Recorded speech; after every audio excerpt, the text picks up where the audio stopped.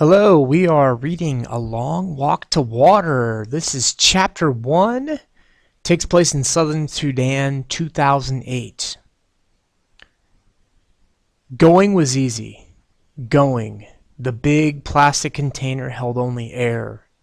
Tall for her 11 years, Naya could switch the handle from one hand to the other, swing the container by her side, or cradle it in both arms. She could even drag it behind her, bumping it against the ground and raising a tiny cloud of dust with each step.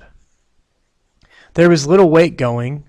There was only heat. The sun was already baking the air, even though it was long before noon.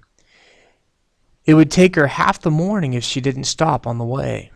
Heat, time, and thorns. Southern Sudan, 1985. Salva sat cross-legged on the bench. He kept his head toward the front, hands folded, back perfectly straight. Everything about him was paying attention to the teacher, except his eyes and his mind.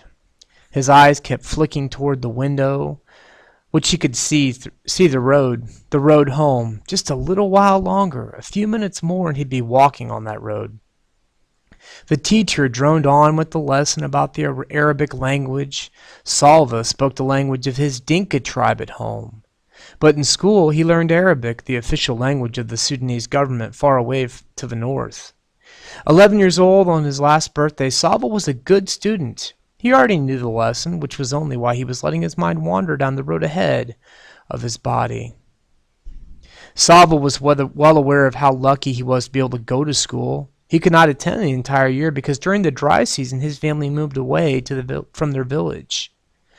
But during the rainy season he would walk to the school, which was only a half hour from his home. Salva's father was a successful man. He owned many head of cattle and worked as their village judge, an honorable, respected position. Salva had 3 brothers and 2 sisters.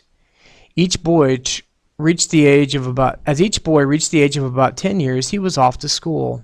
Salva's older brothers, Eric and Ring, who had gone to school before him last year, it had been Salva's turn.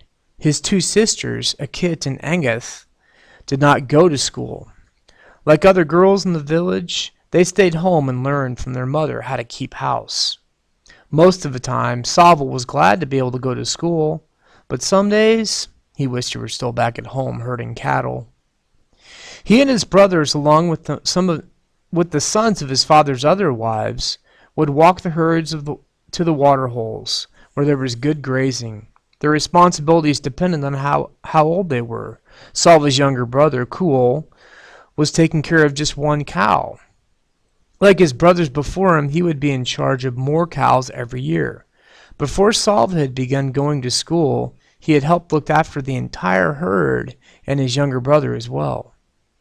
The boys had to keep an eye on the cows, but the cows didn't really need much care. That left plenty of time to play. Salva and the other boys made cows out of clay. The more cows you made, the richer you were, but they had to be fine, healthy animals. It took time to make a lump of clay look like a good cow. The boys would challenge each other to see who could make the best cows. Other times they would practice with their bows and arrows, shooting at small animals or birds. They weren't very good at this yet, but once in a while they got lucky. Those were the best days, when one of them managed to kill a ground squirrel or a rabbit or a guinea hen or a grouse. The boys' aimless play halted, and there was suddenly a lot of work to do. Some of them gathered wood to build a fire. Others helped clean and dress the animal. Then they roasted it on the fire. None of this took place quietly. Salva had his own opinion of how the fire should be built and how long the meat needed to cook, and so did each of the others. "The fire needs to be bigger." "Oh, it won't last long enough. We need more wood." "No, it's big enough already." "Quick, turn it before it's ruined." The juices dripped and sizzled. A delicious smell filled the air. Finally, they couldn't wait 1 second longer. There was only enough for each boy to have a few bites, but oh, how delicious those few bites were. Salva swallowed and turned his eyes back toward the teacher. He wished he hadn't recalled those times because the memories made him more hungry. Milk. When he got home, he would have a fresh bowl of milk, which would keep his belly full until supper time. He knew just how it would be. His mother would rise from her grinding meal and walk to the side of the house that faced the road. She would shade her eyes with one hand, searching for him. Far off, he would see her bright orange headscarf, and he would raise his arm in greeting. By the time he reached the house, she would have gone inside to get his bowl of milk ready for him. Crack! The noise had heard from outside. Was it a gunshot or just a car backfiring? The teacher stopped talking for a moment. Every head in the room turned toward the window. Nothing. Silence. The teacher cleared his throat, which drew the boy's attention away from the road, to the front of the room again.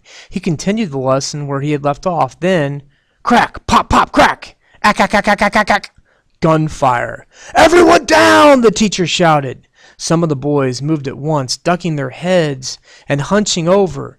Others sat frozen, their eyes and mouths open wide. Salva covered his head with his hands and looked from side to side in panic. The teacher edged his way along the wall to the window. He took a quick peek outside. The gunfire had stopped, but now people were shouting and running. Go quickly, all of you, the teacher said in his low and urgent. Into the bush, do you hear me? Not home. Don't run home. They'll be going to the villages. Stay away from the villages. Run to the bush.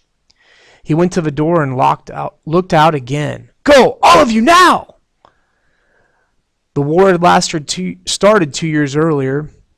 Salva did not understand much about it, but he knew the rebels from the southern part of Sudan, where he and his family lived, were fighting against the government, which was based in the north.